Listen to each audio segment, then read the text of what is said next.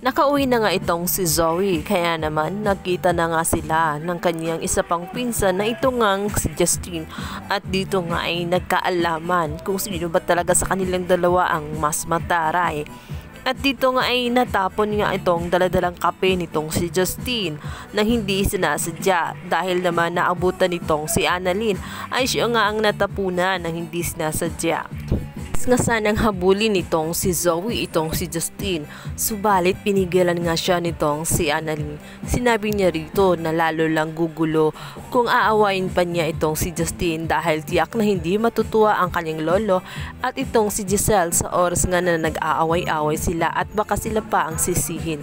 Kaya naman tumahimik itong si Zoe at nakinig naman dito sa kanyang pinsan na si Annalyn. Kabilang banda, ito nga si Moira ay pumunta ng Apex, nagbaka sakali siya na makita ang kalagayan ng matanda, subalit hindi niya magagawa yun sapagkat haharangan siya nitong si Giselle, at hindi makakapayag si Giselle na makapasok si Moira sa loob ng Apex. Lalo't kung pupuntahan lang daw niya ito para i-check kung buhay pa o hindi na humihinga.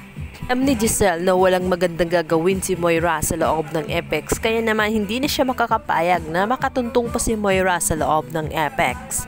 Ngunit na makaalis na nga itong si Giselle, ay si Moira ay nagtitik-tik, minamasdan ang mga galaw nila.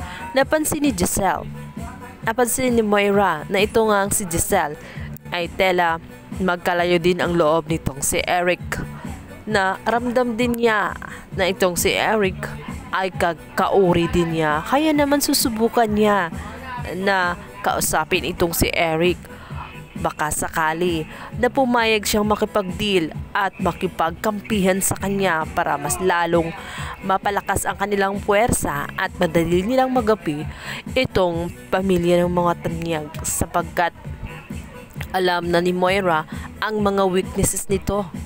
Nagpabibigo lamang si Moira sapagkat hindi papayag itong si Eric na makipagkampihan sa kanya, sapagkat sa isip nito mas malakas sila at mas may laban sila kung ikumpara dito kay Moira, dahil nga ay napasok nila ang loob ng Apex na walang kahirap-hirap sa pamamagitan nga nitong si Justine, at ngayon nga ay may pwesto pa sila na walang kahirap-hirap.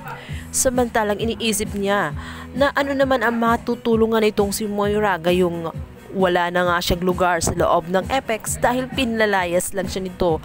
Kaya naisip naman nitong si Eric na magiging balakid lang siya sa kanilang mga plano. Kabilang banda, nagkaroon na nga ng progress ang kaso nitong si Lolo Pepe dahil nalaman na nila ang kotse na ginamit nitong si Moira. Subalit ito nga ay pagmamay-ari ni Nerissa, at yun nga ay nalaman nila ang katotohanan sa pamamagitan na rin ng isang officer. At dito nga ay agad na kinaladkad nitong si Giselle itong si Nerissa, ngunit napipilitan na nga siyang magsalita at sabihin sa kanila na ginamit lamang ang kanyang kotse noong panahong dakpin nga itong si Lolo Pepe. Ito nga ay mapipilitan itong si Nerissa na magsalita kahit labag sa kanyang kalooban na ibulgar at traidorin itong si Moira, subalit wala na siyang magagawa. Dito na nga sinabi niya sa kapulisan na mga panahong iyon ay ginamit ni Moira ang kanyang sasakyan, kaya maaaring si Moira ay may kinalaman kung bakit nagkaroon ng aksidente itong si Lolo Pepe. Katapusan na nga ba kaya ni Moira? Ito na nga kaya ang tamang panahon para pagbayaran ni Moira ang lahat ng kasalanan niya sa pamilya ng mga Tanyag? Abangan!